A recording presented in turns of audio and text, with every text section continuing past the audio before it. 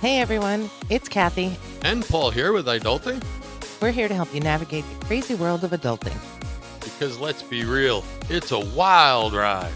We'll be dropping tips, sharing stories, And maybe even spilling some embarrassing secrets along the way. so get comfortable, grab your favorite drink, get ready to laugh, learn, and level up your adulting game. This is Adulting. Don't forget to like, follow, and or subscribe, and share this podcast. Head over to adulting.com for more information and to submit questions for us about adulting. And maybe even pick up some of our new merchandise. And if you know any fellow adults who need some guidance, send them our way. Hi everyone, welcome to today's episode of Adulting. Today, we're going to visit something we've talked about in the past, but we've learned a lot about it in the last few months. The topic is job hunting. We're hoping to be able to help you along your path a little bit more, being that we both just did this. Right, and we did episodes on how to get a job, how to apply for a job. This is more along the realms of looking for the right job for you. As you know, navigating the job market can be particularly challenging for new job hunters. Those that are inexperienced, those that haven't established a professional network yet. So here's a breakdown of the top challenges they face and actionable steps so that they can be better applicants. These challenges often create significant friction for individuals transitioning into the professional world. Topping the list for young adults out there is a lack of experience. It's the number one problem. It's a catch-22 here. Many job descriptions for entry-level roles deceptively ask for 1 to 3 years of relevant experience. How do you get around it? This creates a frustrating loop. You need a job to get experience, but you need experience to get a job. What do?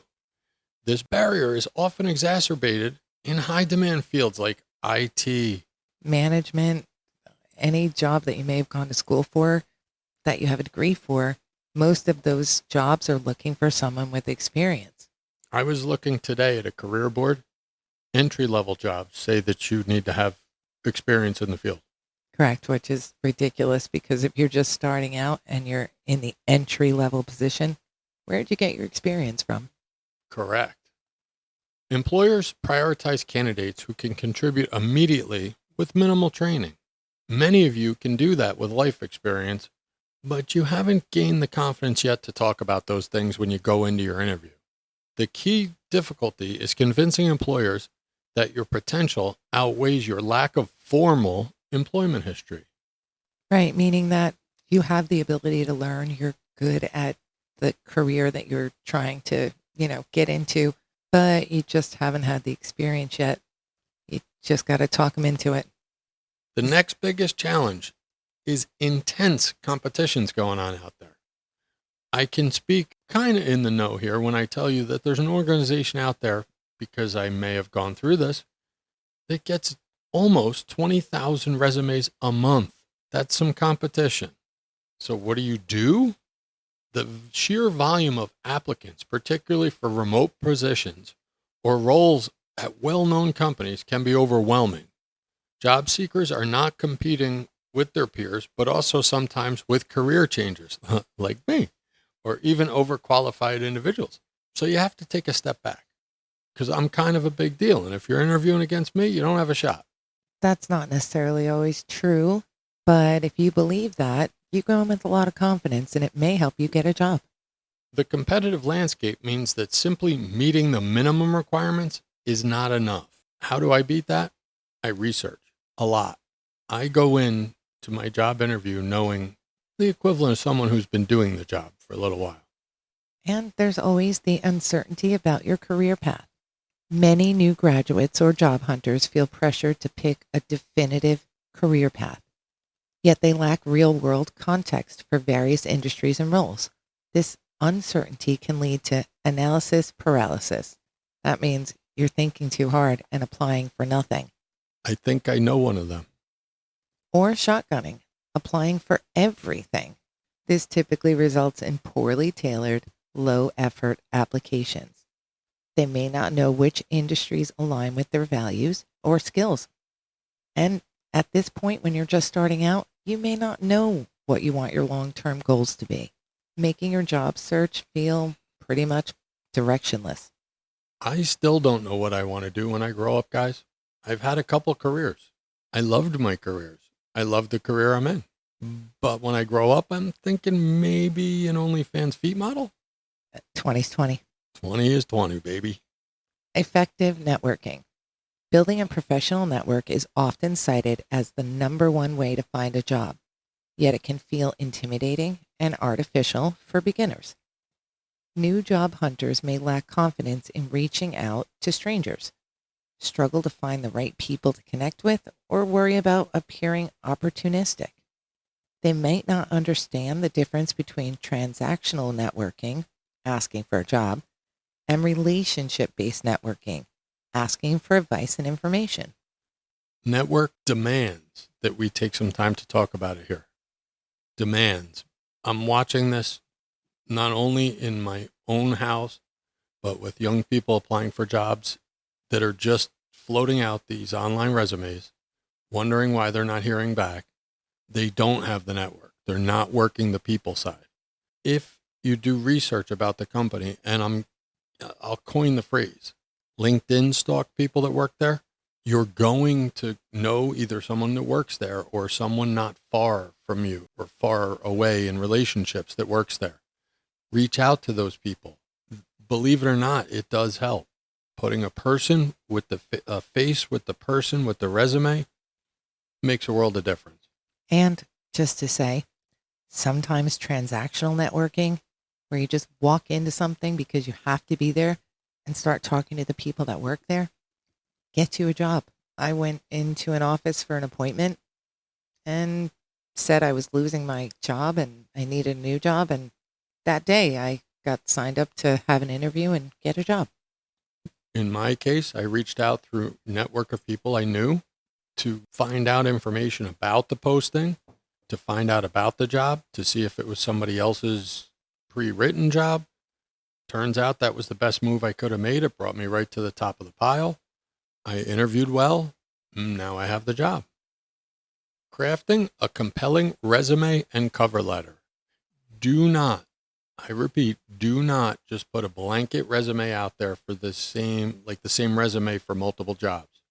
Tailor your resume and your cover letter to the job you're going for each time. Yes, 100 jobs you apply for, it's 100 different cover letters and resumes.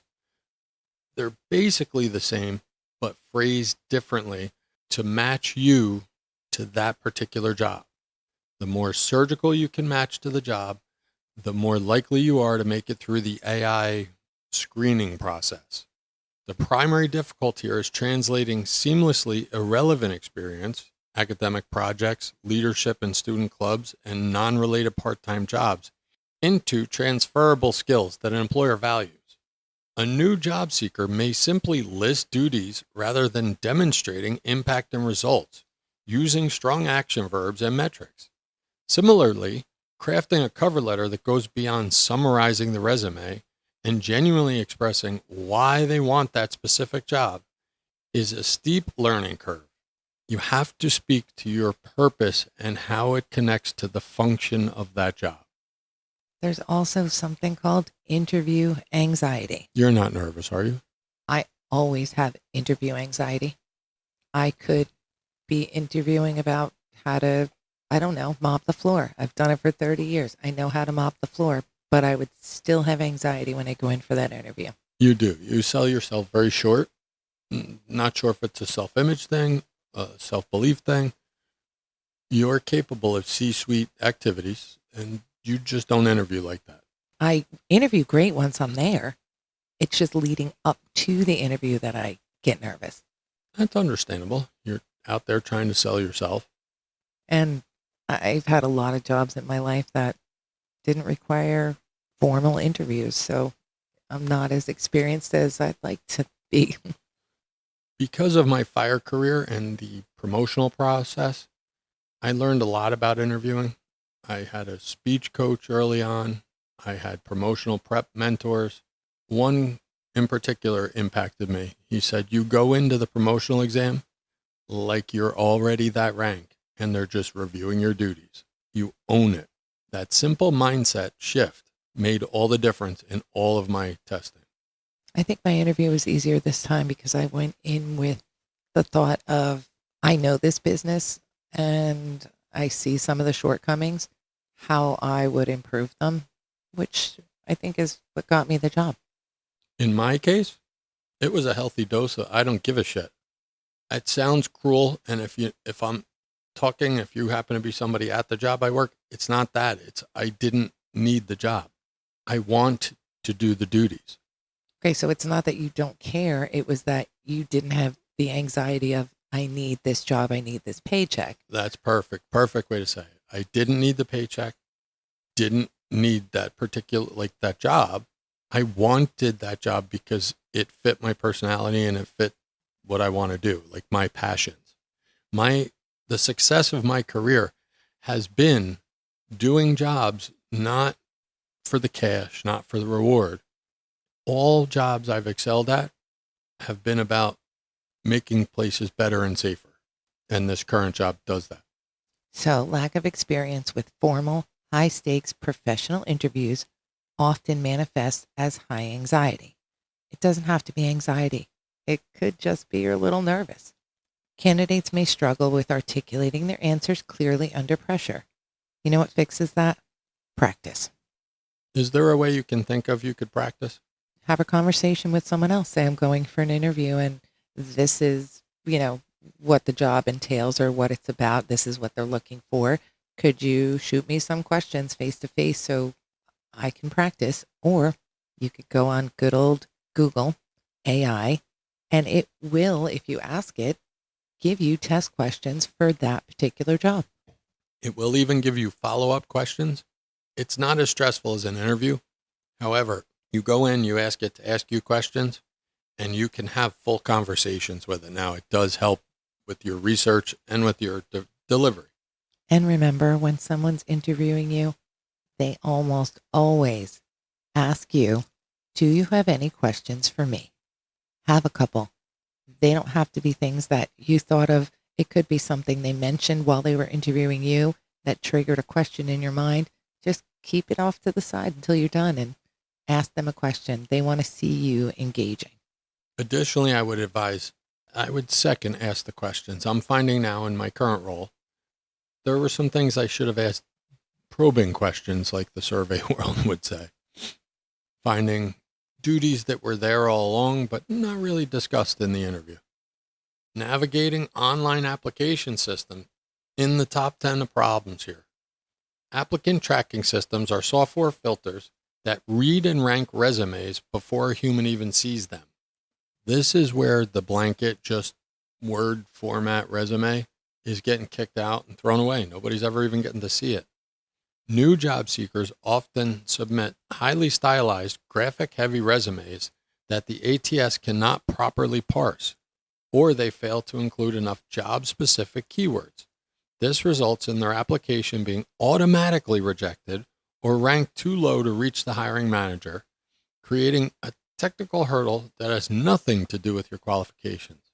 Correct. If you are amazingly qualified for a job and you read the job specifications, but your resume has none of those words that are listed in the job specifications on it, AI will kick it to the side and you won't get an interview, a job, you won't even get a return call. Number 8 on the list, staying up to date with industry trends. In the case of what I'm doing now, I was able to lay down some serious, very specific verbiage because I had done the research. And after I was the successful candidate and in the job, one of the hiring guys actually said, you're the only applicant that even knew what that was.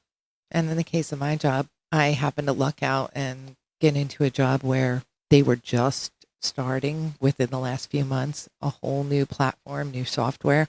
So they were also learning it. So I kind of slipped in there because it was easier to learn it while everyone else was learning it. The modern job market requires continuous learning. Technology, regulatory requirements, and industry best practices change rapidly and often. Entry-level applicants often overlook the importance of demonstrating current knowledge, such as familiarity with the latest AI tools in their field, emerging software platforms, or new compliance standards. My current job has all of those. A gap between what you learned in school and reality can make you seem unprepared. Don't do that. Find out what's actually going on. Anybody that's out there and done any job, think about any job you've been in. You go in thinking one thing, you learn the book way, you learn the school way, and then hopefully a mentor in that job shows you what we really do. Now, those are all the things that could go wrong or what people are not doing when they're job hunting.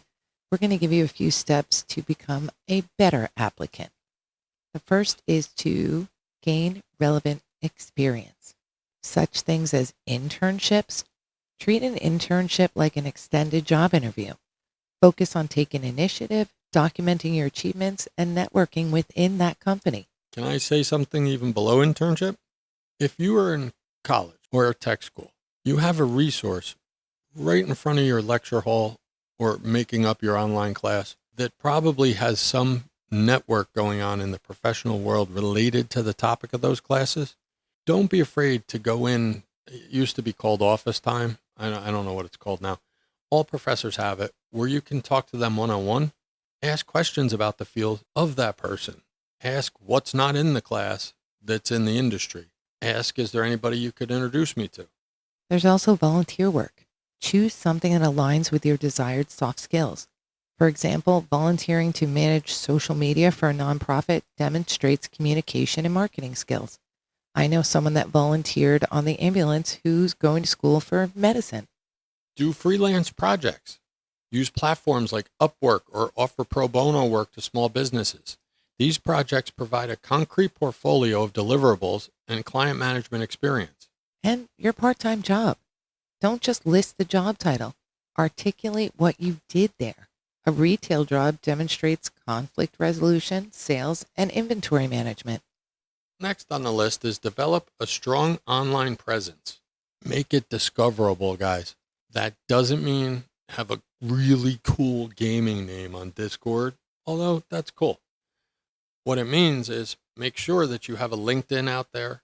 If you do have Facebook, Insta, Snapchat, all those, clean them up, make them look not as social as y'all do, so that when your prospective employer looks, they can find you.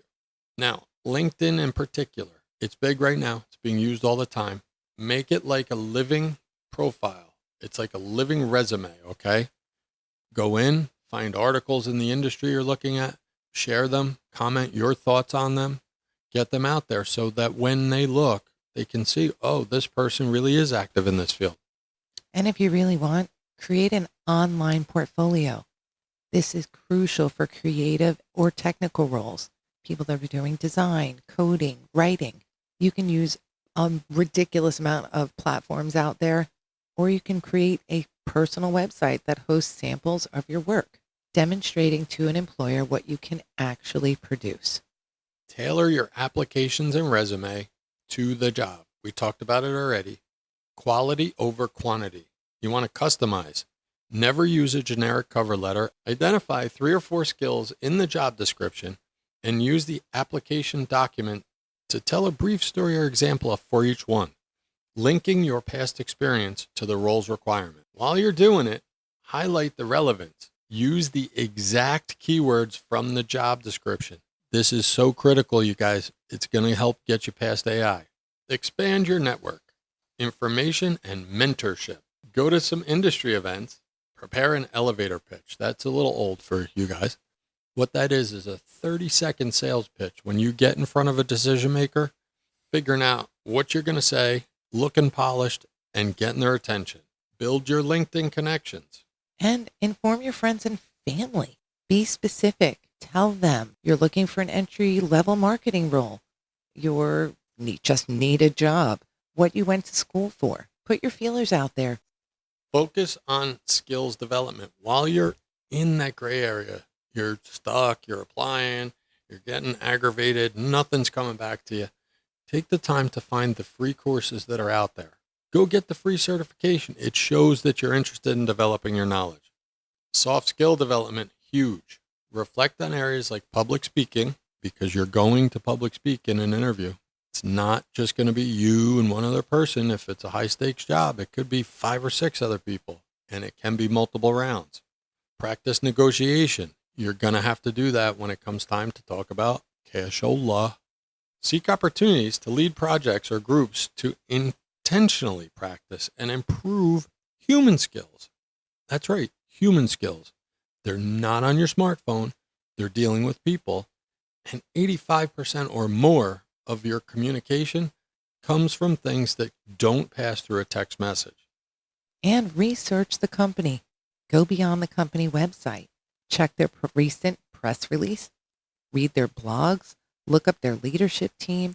If this is somewhere you really want to work, do these things. Check out their employee reviews, like on Glassdoor. Be prepared to drink their Kool-Aid. And try to understand their culture, their challenges, what they want, what they're looking for. Use this knowledge to formulate smart questions for the interviewer. Follow up with them professionally and persistently. Thank you notes, huge. Send a personalized professional email or even handwritten thank you note within 24 hours of the interview. What that does makes the person who interviewed you think about you again in that short period of time. Reference specific topics discussed in the interview and reiterate your interest. By addressing these challenges and taking proactive steps, new job hunters can significantly increase their chances of success. Good luck out there. We know it's hard, but do not give up. Opportunities come out of the strangest places. You could just be at the local convenience store and mention to someone, which I would recommend, if you're looking for a job, tell everybody. Could be the person next to you in line at the supermarket. You never know where it's going to come from. Keep going. Keep trying. Thank you for listening. And don't forget to check us out online or our merch at adulting.com. Just remember, you've got this, adults. Keep your head up, your spirits high, and keep adulting with us. Go forth and conquer the world, or at least your to-do list. And don't forget to like, follow, and or subscribe. Tell your friends, share the podcast, and head over to adulting.com for more information and to connect with us. See you on the next episode. Be safe.